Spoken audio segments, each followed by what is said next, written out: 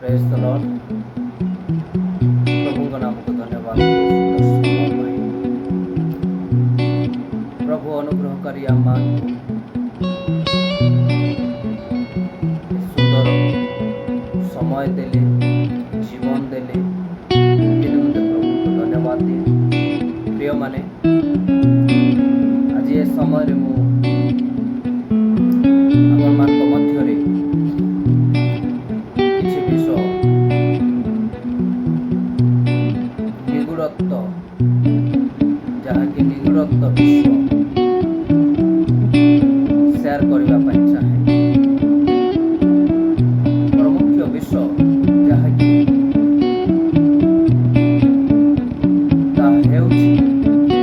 विश्वास किपरि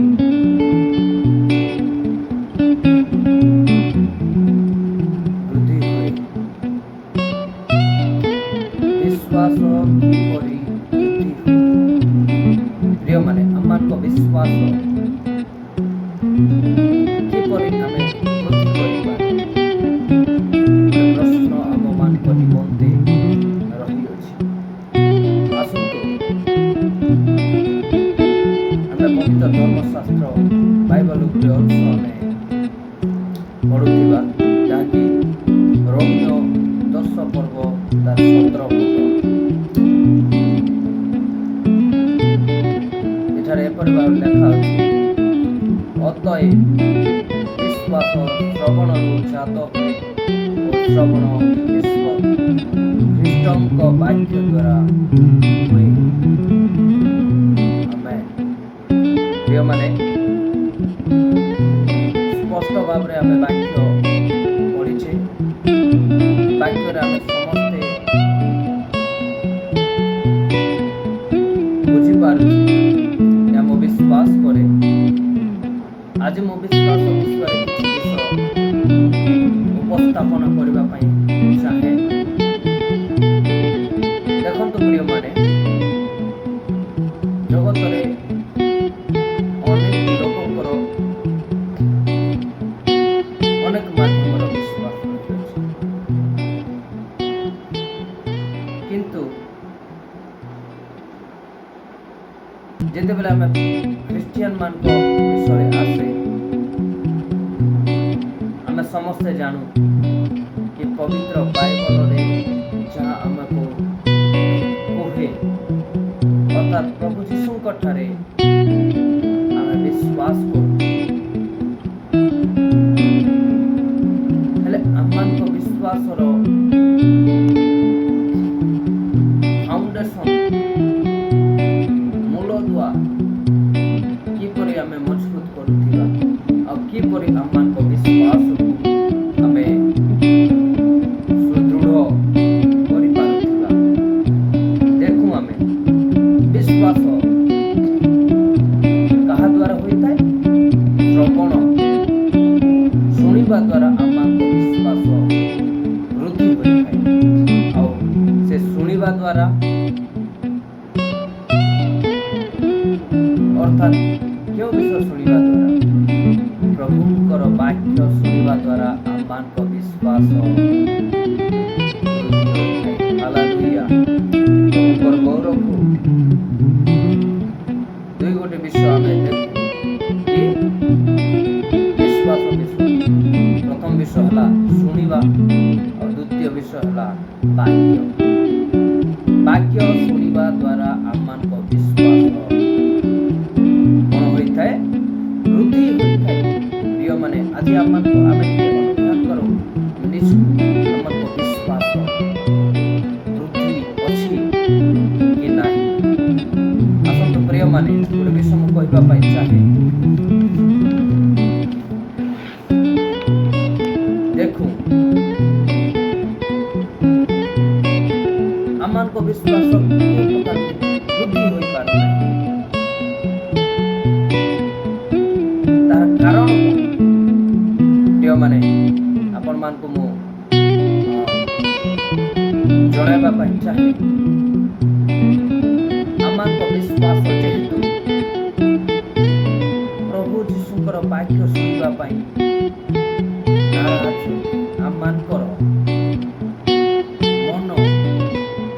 ଆମେମାନେ ସେ ତାଙ୍କର ଶବ୍ଦ ଶୁଣିବା ପାଇଁ ଆମେ ଆମମାନଙ୍କର ମନ ଉଠାଉ ନାହିଁ, ଅର୍ଥାତ୍ ଆମମାନଙ୍କର ଇଚ୍ଛା ନାହିଁ। ଅନେକଙ୍କ ଇଚ୍ଛା ଆମେ ଦେଖୁ ଜଗତରେ ଜାଗତିକ ବିଶ୍ୱର ଇଚ୍ଛା ଆମମାନଙ୍କର ହୃଦୟରେ ଭରପୁର ହୋଇଅଛି, କିନ୍ତୁ ବାକ୍ୟ ଶୁଣିବାର ଇଚ୍ଛା ଆମମାନଙ୍କର ପେସେନ୍ସ ଧୈର୍ଯ୍ୟ ଶକ୍ତି ସେତେ ନାହିଁ, ଯାହାକି ଆମେ ଈଶ୍ୱରଙ୍କର ବାକ୍ୟ ଶୁଣିବା ପାଇଁ ଆମମାନଙ୍କର ଇଚ୍ଛା ଶକ୍ତିକୁ ବଢ଼ାଏ। ପ୍ରିୟମାନେ, ପବିତ୍ର ସତ୍ୟ ବାକ୍ୟ ଆମମାନଙ୍କୁ ଏହା ପ୍ରମାଣିତ କରେ। ଆଜି ଏ ଦିନରେ ଏ ସମୟରେ ମୁଁ ଆପଣମାନଙ୍କ ମଧ୍ୟରେ ଆପଣମାନଙ୍କୁ ଜଣାଇବା ପାଇଁ ଚାହେଁ, ସତରେ ପ୍ରିୟମାନେ, ଯେତେବେଳେ ପ୍ରଭୁଙ୍କର ବାକ୍ୟକୁ ଆମେ ଧ୍ୟାନ କରୁ, ପଢ଼ୁ, ପ୍ରଭୁଙ୍କର ବାକ୍ୟକୁ ଆମେ ଯେତେବେଳେ ଶୁଣୁ, ପ୍ରିୟମାନେ, ବାସ୍ତବରେ ସତ୍ୟ ବିଷୟ ଏହା ଆମମାନଙ୍କର ହୃଦୟର ବିଶ୍ୱାସ ଆମେ ମଜବୁତ ହୋଇଥାଉ। ଗୋଟେ ନୂଆ ଅନୁଭବ ଆମ ଜୀବନରେ ଆସିଥାଏ, ଗୋଟେ ଆମ ଜୀବନ ଗୋଟେ ହାଲକା ମେହସୁସ ଆମେ କରିଥାଉ। ଲୋକମାନେ ଜାଗତିକ ବିଶ୍ୱର କଥା ଶୁଣିବା ପାଇଁ ବହୁତ ଆଗ୍ରହ ହୋଇଥାଉ। ଆମେ ସମସ୍ତେ ଜାଣୁ ଆମମାନଙ୍କ ମନ ଅତି ବେଗରେ ଦୌଡ଼େ। ପ୍ରିୟମାନେ, ମୁଁ କହିବା ପାଇଁ ଚାହେଁ, ଜାଗତିକ ବିଷୟରେ ଆମମାନଙ୍କ ମନ ଏତେ ଅଧିକ ଭାବରେ ଦୌଡ଼େ, ଯଦି ଆମେ ତାହା ରଖି ଅଟକାଇ ପ୍ରଭୁଙ୍କ ବିଷୟରେ ବାକ୍ୟ ଶୁଣିବା ପାଇଁ ଆମେ ଦୌଡ଼ୁ, ଆମମାନଙ୍କର ଇଚ୍ଛାକୁ ଆମେ ବୃଦ୍ଧି କରୁ। ଯେହେତୁ ଆମେ ସତ୍ୟ ବିଷୟ ଆମେ ଜାଣୁ, ଆମମାନଙ୍କ ବିଶ୍ୱାସ ପ୍ରଭୁଙ୍କର ବାକ୍ୟ ଶୁଣିବା ଦ୍ୱାରା ବୃଦ୍ଧି ହୋଇଥାଏ। ଆମେନ୍, ହାଲେଲୁୟା। କେତୋଟି ବିଷୟ ଦେଖୁ। ପ୍ରଥମତଃ ବିଷୟ ଆମମାନଙ୍କର ବିଶ୍ୱାସର ବୃଦ୍ଧି ମୁଁ ଆପଣମାନଙ୍କ ସମ୍ମୁଖରେ ରଖିବା ପାଇଁ ଚାହେଁ। ପ୍ରଥମତଃ ବିଷୟ ବାକ୍ୟ ଶୁଣିବା ଦ୍ୱାରା। ଯେଉଁମାନେ ବାକ୍ୟ ଶୁଣିବା ପାଇଁ ଆମେ ତତ୍ପର ରହୁ, ବାକ୍ୟ ଶୁଣିବା ପାଇଁ ଆମମାନଙ୍କର ହୃଦୟ, ଆମମାନଙ୍କର ମନକୁ ଆମେ ପ୍ରସ୍ତୁତ କରୁ। ଯେତେବେଳେ ଆମେ ଶୁଣୁଥିବା ମୋ ହୃଦୟରେ ଆମେ ରଖୁ, ଆଉ ତାହା ଦୈନନ୍ଦିନ ଜୀବନରେ ଆମେ ଆଗେ ବଢ଼ୁ। ଦ୍ୱିତୀୟ ବିଷୟ ବାକ୍ୟ ପଢ଼ିବା। ବାକ୍ୟ ପଢ଼ିବା ଦ୍ୱାରା ଆମମାନଙ୍କର ବିଶ୍ୱାସ ବୃଦ୍ଧି ହୋଇଥାଏ। ଆମେନ୍, ହାଲେଲୁୟା। ଆମେ ପ୍ରତ୍ୟେକ ସମୟରେ ଆମେ ଗୋଟେ ସିଡ୍ୟୁଲ୍ ବାହାର କରୁ, ଆଉ ଆମେ ବାକ୍ୟ ପଢ଼ିବା ଆମେ ଆରମ୍ଭ କରୁ। ଆମେ ଯେତେ ବାକ୍ୟ ପଢ଼ୁଥିବା ସେତେ ଆମମାନଙ୍କର ବିଶ୍ୱାସ ବୃଦ୍ଧି ହେଉଥିବ। ପ୍ରଭୁ ତାଙ୍କ ବାକ୍ୟ ଦ୍ୱାରା ଆମମାନଙ୍କ ସହିତ ଆଳାପ କଥୋପକଥନ କରୁଥିବେ, ଆଉ ଜୀବନରେ ଆମେ ଗୋଟେ ଅନୁଭବ, ନୂଆ ଜୀବନର ଗୋଟେ ଅନୁଭବ ଆମେ ପ୍ରାପ୍ତ ହେଉଥିବା। ଆଉ ତୃତୀୟ ବିଷୟ ପ୍ରାର୍ଥନା। ଆଉ ପ୍ରାର୍ଥନା ଏ ପ୍ରକାର ଗୋଟେ ଆମ ଜୀବନ ପାଇଁ ଗୋଟେ ଚାବି, ଯାହାକି ଆମମାନଙ୍କ ପାଇଁ ସେ ରାସ୍ତା ପ୍ରସ୍ତୁତ କରିଥାଏ। ପ୍ରାର୍ଥନା କରିବା ଦ୍ୱାରା ଆମମାନଙ୍କର ବିଶ୍ୱାସ ବୃଦ୍ଧି ହୋଇଥାଏ। ଆମମାନଙ୍କ ପ୍ରାର୍ଥନା ଦ୍ୱାରା ପ୍ରଭୁ ତାଙ୍କର ଆଶ୍ଚର୍ଯ୍ୟ କାର୍ଯ୍ୟ କରିଥାନ୍ତି, ଆଉ ସେ କାର୍ଯ୍ୟ ଦ୍ୱାରା ଆମମାନଙ୍କର ବିଶ୍ୱାସ ବୃଦ୍ଧି ହୋଇଥାଏ। ଅଦ୍ଭୁତ କାର୍ଯ୍ୟ ଯେତେବେଳେ ଆମମାନଙ୍କ ପ୍ରାର୍ଥନା ଦ୍ୱାରା ହୋଇଥାଏ, ସେତେବେଳେ ଆମମାନଙ୍କର ବିଶ୍ୱାସର ବୃଦ୍ଧି ହୋଇଥାଏ। ହାଲେଲୁୟା। ପ୍ରିୟମାନେ, ଏ ଅଳ୍ପ ବାକ୍ୟ ମୁଁ ଆପଣମାନଙ୍କ ସମ୍ମୁଖରେ ରଖିବା ପାଇଁ ଚାହେଁ, ରଖୁଅଛି। ଆଜି ଏ ସମୟରେ ଏ ଅଳ୍ପ ସମୟର ବାକ୍ୟ ଆପଣମାନଙ୍କ ହୃଦୟରେ କାର୍ଯ୍ୟ କରୁ ବୋଲି ମୁଁ ଏହା ପ୍ରାର୍ଥନା ଏବଂ କାମନା କରେ।